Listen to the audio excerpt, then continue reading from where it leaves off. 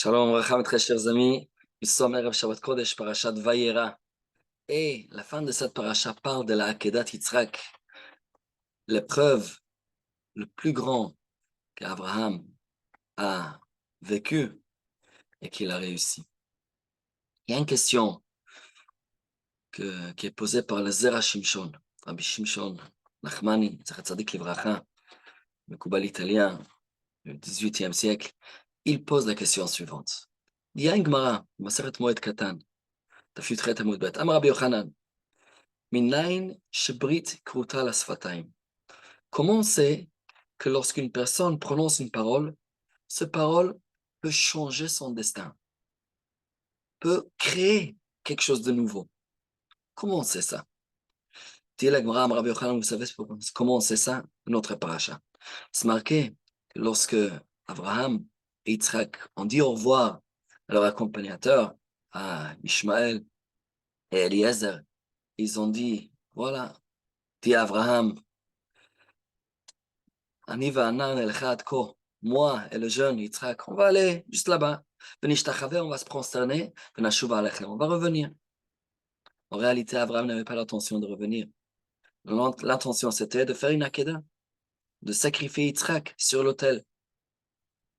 Dit la Gemara, au nom de Rabbi Yochanan, pourquoi, vous voulez savoir pourquoi la akeda n'a pas eu lieu?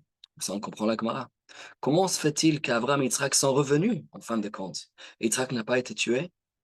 Parce que Brit Kruta la Sfataim, parce que la bouche a prononcé le mot Venashuva Alechem. Abraham a dit quand on va revenir, à ce moment-là, ce mot a fait en sorte que ce qui aurait dû se passer avant qu'il ne devait pas revenir, là en fait, comme il a prononcé le mot on va revenir, ils sont revenus. Pose la question à Zereshishon, je ne comprends pas. Il y a un Gemara dans Maseret Ta'anit qui dit que la Hakeda c'est quelque chose chez lo alta alibi. Hachem n'a jamais voulu qu'Abraham tue Yitzhak. C'était une épreuve. Abraham, il devait comprendre qu'il devait tuer Yitzhak. Mais en réalité, Hachem a déjà dit à Abraham, Ki Yitzhak Hazara, c'est Yitzhak, ta descendance. C'est pas possible que Yitzhak va mourir sur l'autel. Abraham, il a compris qu'Hachem voulait qu'il tue Yitzhak. Mais tout ça, ça fait partie de l'épreuve. Donc c'est comme ça. Il n'y avait jamais un destin que Yitzhak devait quitter ce monde. Pourquoi la Gemara dit que parce qu'Abraham a prononcé ces paroles, ça a changé l'histoire d'une certaine sorte, et ça fait qu'Abraham et Yitzhak vont revenir safe and sound, vont revenir bien à la maison. Khatam Sofer, dans ce commentaire à la Torah, dans Parashat Vayera, dit quelque chose d'incroyable. Il dit, il y a un concept que lorsqu'un tzaddik s'approche à Kadosh Baruch Hu, il y a quelque chose de particulier qui arrive.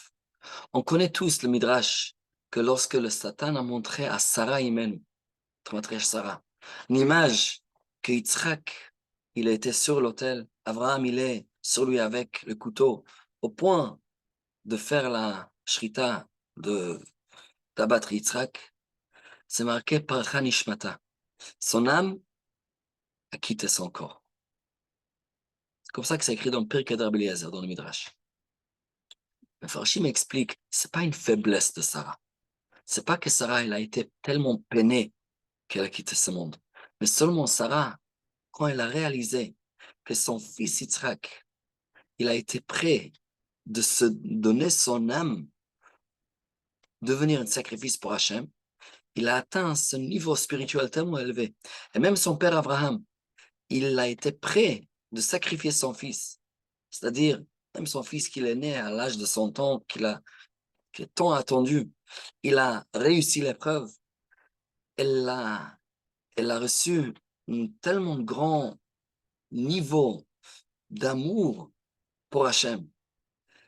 Cette high spirituelle, ça fait en sorte que sa neshama, ça montait vers Hachem automatiquement. C'est le mot parachanishmata.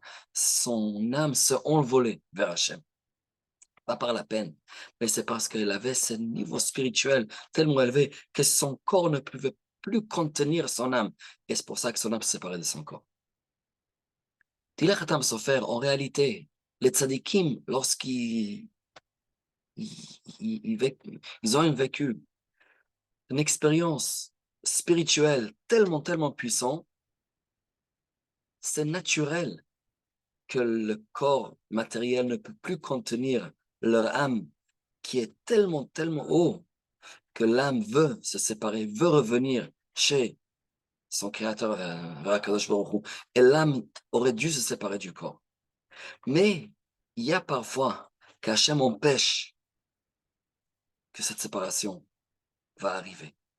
Et il dit, lorsqu'Abraham et Yitzhak étaient au point de faire la Hakeda, normalement, selon les règles classiques de ce qu'on connaît, ce moment spirituel a été tellement fort que selon ce qu'on connaît des tzadikim, normalement l'âme de tzadik, aussi bien Abraham, aussi bien Yitzhak, aurait dû se séparer de leur corps et monter vers Hachem comme Sarah.